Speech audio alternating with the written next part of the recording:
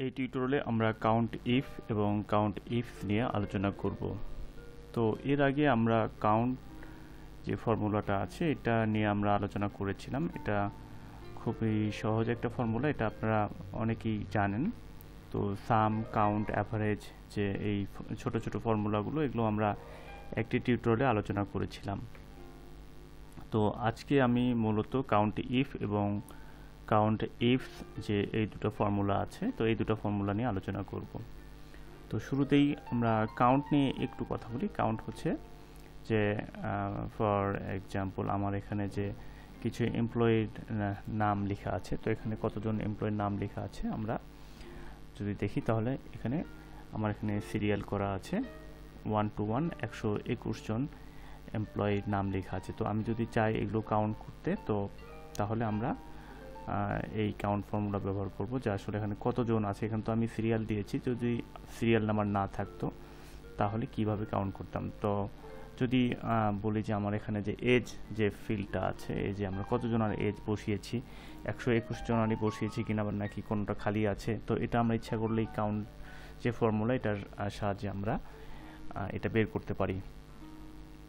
তো এখানে আমরা রেজাল্ট লিখব, কাউন্ট লিখব। তো আমরা কি বের করব যে count the number of edge. তো এখানে আসলে কতজন যে এজ আছে, তো নাম্বার অফ এজ মানে এই যে এজ যে আমার ফিল্ডটা, আসলে এজ ফিল্ডটা আমি আসলে কাউন্ট করছি।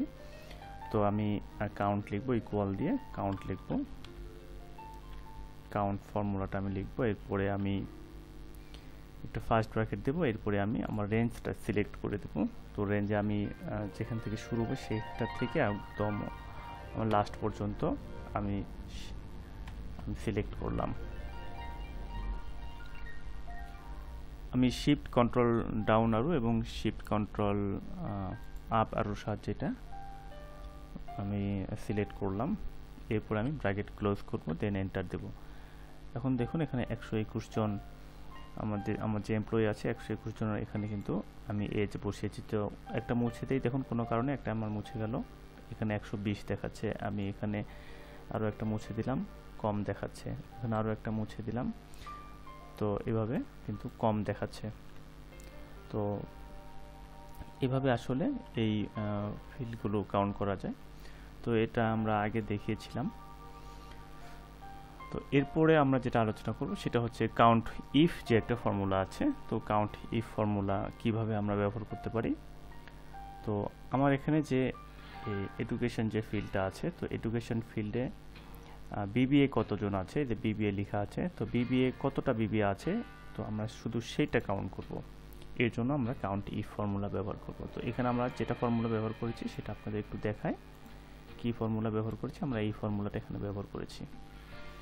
এরপরে কাউন্ট ইফে আমরা যে ফর্মুলা ব্যবহার করব সেটা হচ্ছে আমরা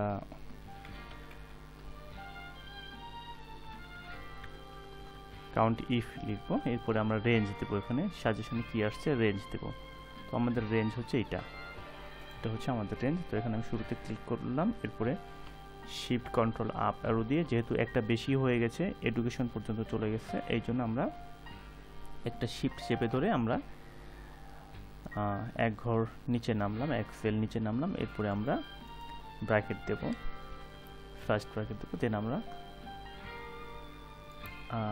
সরি এখানে একটু ভুল হয়ে গেছে, আমরা এখানে পরের অংশ যেটা সেটা আমরা দেই নাই, এখানে কি আছে কমা দেব। এরপরে আমাদের ক্রাইটেরিয়া যেটা আছে ক্রাইটেরিয়াটা দেব। তো ক্রাইটেরিয়া আসলে দুভাবে দেওয়া যায়। আমরা কোনো সেল থেকে সরাসরি দিতে পারি, সেই ক্ষেত্রে সেই সেলটা ক্লিক করতে হবে, অথবা আমরা ভিতরে এখানে আমরা যদি লিখে দিই সেই ক্ষেত্রে আমাদের ইনভার্টেড কমা দিয়ে আমাদের বিবিএ কথাটা আমাদের লিখে দিতে হবে, দেন আমরা এন্টার দেব। তো বিবিএ কথা আমাদের যদি এখানে বিবিএ কোথাও আমরা লিখে রাখতাম, তো ধরুন আমি এখানে বিবিএ কথাটা লিখে রেখেছি, বিবিএ এখানে বিবিএ লিখে রেখেছি, তো তাহলে কিন্তু এটা হবে। সেই ক্ষেত্রে আমাদের যেটা করতে হবে, আমরা এখানে এটা না করে আমি এখানে দেখাই একই ফর্মুলাটা এখানে দেখাই, কাউন্ট ইফের যে ফর্মুলাটা, কাউন্ট ইফ আমরা এখানে রেঞ্জ দেব, এরপরে কমা দেব। এরপরে আমরা এখানে যে বিবিএ আছে এই বিবিএতে আমরা ক্লিক করব, দেন আমরা ব্র্যাকেট শেষ করব। দেখুন একই রেজাল্ট কিন্তু আসছে 35। তো আমরা যদি কোনো সেল যেভাবে সিলেক্ট করি তাহলে আমাদের ইনভার্টেড কমা দিতে হবে না, আর যদি আমরা এইভাবে লিখে দিই ভিতরে তাহলে কিন্তু এইভাবে ইনভার্টেড কমা দিয়ে লিখতে হবে। তো এটাই হচ্ছে পার্থক্য। এরপরে আমরা কাউন্ট ইফ যে ফর্মুলাটা সেটা আমরা ব্যবহার করব। তো কাউন্ট ইফে আমরা কি ব্যবহার করেছিলাম, কি ফর্মুলা লিখেছিলাম সেটা আমি এখানে লিখে রেখেছি আপনাদের সুবিধার জন্য। এরপরে আমি কাউন্ট ইফ কি ফর্মুলা, ইফ একটা আছে কাউন্ট ইফ। তো কাউন্ট ইফসে আমরা কি ব্যবহার করব, এখানে আমাদের দুইটা শর্ত। তো একটা শর্ত হচ্ছে যে এখানে আমরা বিবিএ যারা তাদেরকে আমরা বের করছি, এখানে শুধু বিবিএ লেখা আছে। তো এখানে হচ্ছে আমরা বিবিএ যারা আছে শুধু তাদেরকে খুঁজে বের করছি 35 জন। আর এরপর আমরা বলছি মানে যারা ম্যানেজার আছেন, এখানে ডেজিগনেশন যাদের ম্যানেজার শুধু তাদের মধ্যে কতজন বিবিএ।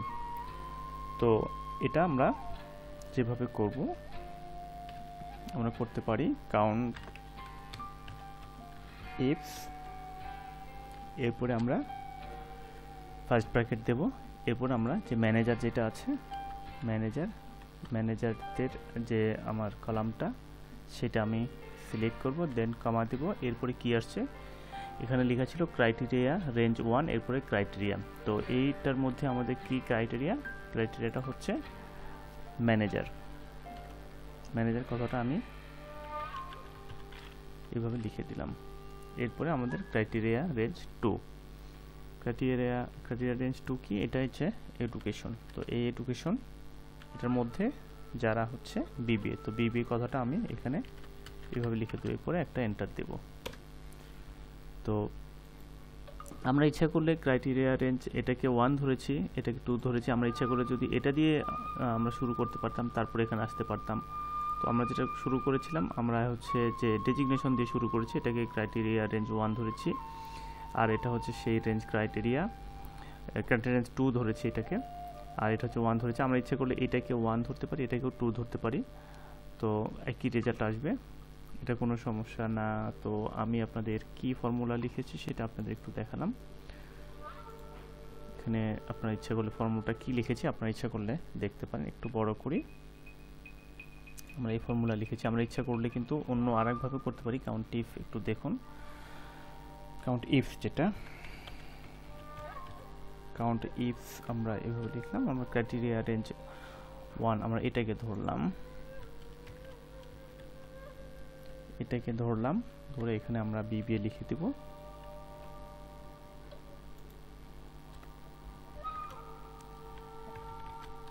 আমরা এটা, এরপরে আমাদের ক্রাইটেরিয়া রেঞ্জ 2 হচ্ছে এটা, এবং এটার মধ্যে যারা হচ্ছে ম্যানেজার।